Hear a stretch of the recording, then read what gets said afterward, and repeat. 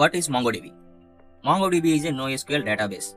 నార్మల్గా మన ఏవైతే ఉన్నాయో SQL database like MySQL, PostgreSQL, these are all called SQL database. ఎందుకంటే మనం SQL అనే స్ట్రక్చర్ క్వెరీ లాంగ్వేజ్ని ఇక్కడ వాడతాం. ఇది ఏం చేస్తుందంటే డేటాని టేబుల్స్ ఫార్మాట్లో, రోలో, కాలంలో డిస్క్రైబ్ చేస్తుంది. కానీ MongoDB అనేది టేబుల్ ఫార్మాట్ తీసుకోదు. ఎందుకంటే MongoDB అనేది JSON ఫార్మాట్నే తీసుకుంటుంది. ఆ JSON ఫార్మాట్లో మనకి ఏమంటాయి, కీ వాల్యూ పేర్స్ ఉంటాయి. ఆ కీ వాల్యూ పేర్స్ని మేనేజ్ చేయడానికి మనం NoSQL డేటాబేస్ని వాడతాం. సపోజ్ మనం ఒక టేబుల్ తీసుకుంటే ఆ టేబుల్లో ఒక స్ట్రక్చర్లో డేటా అనేది ఫార్మాట్ అవుతుంది. ఎందుకంటే ఒక కాలం అంటే ఆ కాలం ఖచ్చితంగా అన్ని రోస్కి అప్లై అవుతుంది. కానీ మనకి MongoDBలో ఏంటంటే మనకు కావాల్సిన ఫీల్డ్ని ఎంటర్ చేసుకోవచ్చు.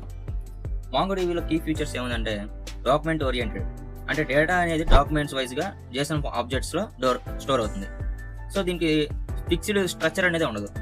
సో మనం డిఫరెంట్ ఫీల్డ్స్ అని డిఫరెంట్ డాక్యుమెంట్స్తో సేమ్ టేబుల్ అంటే ఇక్కడ కలెక్షన్, సో సేమ్ కలెక్షన్లో మనం తీసుకోవచ్చు. దీనివల్ల మనకి ఏమవుతుందంటే హై పర్ఫార్మెన్స్ ఉంటుంది, ఫాస్ట్గా డేటా రీడ్ చేసుకోవచ్చు, రైట్ చేసుకోవచ్చు, స్కేలబుల్ ఉంటుంది. దీనివల్ల మనం క్వెరీ లాంగ్వేజ్ అనేది కూడా ఫిల్టర్ కానీ, సార్టింగ్ కానీ, అగ్రిగేషన్స్ ఫంక్షన్స్ ఉంటాయి కదా, మెథడ్స్, అవి కానీ ఈజీగా ఫ్లెక్సిబుల్గా చేసుకోవచ్చు. ఒకసారి MongoDBకి మనం రిలేషనల్ డేటాబేస్కి డిఫరెన్స్ కంపేర్ చేసుకుంటే SQLలో టేబుల్ అంటే MongoDBలో కలెక్షన్ అని పిలుస్తాం. ఇక్కడ రోని అక్కడ డాక్యుమెంట్ అని పిలుస్తాం, ఇక్కడ కాలమ్ని అక్కడ ఫీల్డ్ అంటాం. సో డేటాబేసే. టేబుల్ని కలెక్షన్ అనుకుంటూ, రోని డాక్యుమెంట్ అనుకుంటూ, కాలమ్ని ఫీల్డ్ అనుకుంటూ మనం రిలేషనల్ డేటాబేస్తో కంపేర్ చేసుకుంటూ మనం మేనేజ్ చేసుకోవచ్చు డేటాబేస్ని. సో ఒకసారి MongoDB యూజర్ ఇంటర్ఫేస్ ఎలా ఉంటుందో చూద్దాం.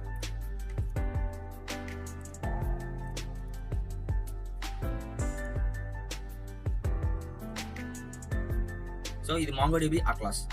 MongoDB అట్లాస్ ఎందుకు వాడతామంటే ఇది లోకల్ హోస్ట్లో కాకుండా మనకు ఒక సర్వర్ API కీని ఇస్తుంది. సో దాన్ని బట్టి మనం దీన్ని డిప్లాయ్ చేసుకొని డొమైన్ తీసుకున్నప్పుడు కూడా ఈజీగా యాక్సెసిబుల్ అయ్యేటట్టు చూసుకోవచ్చు. Get started. గూగుల్తో సైన్ అప్ అవ్వండి.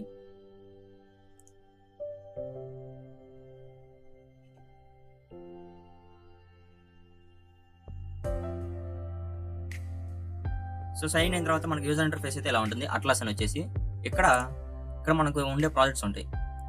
నా దగ్గర 3 ప్రాజెక్ట్స్ ఉన్నాయి. డెమో ప్రాజెక్ట్, డెమో 2, ప్రాజెక్ట్ 0 అని. మీకు కొత్త ప్రాజెక్ట్ కావాలంటే న్యూ ప్రాజెక్ట్. సో ఇక్కడ మనకు క్లస్టర్స్ ఉంటాయి. ఈ క్లస్టర్స్లో మన కలెక్షన్స్ ఉంటాయి. డేటాబేస్లో క్లస్టర్స్లో బ్రౌజ్ కలెక్షన్స్ చెప్తే మనకి ఏదైతే కలెక్షన్స్ ఉన్నాయో, సో కలెక్షన్ అంటే టేబుల్స్. ఈ 2 అనేది డేటాబేస్ క్రియేట్ చేస్తే డేటాబేస్ క్రియేట్ అవుతుంది.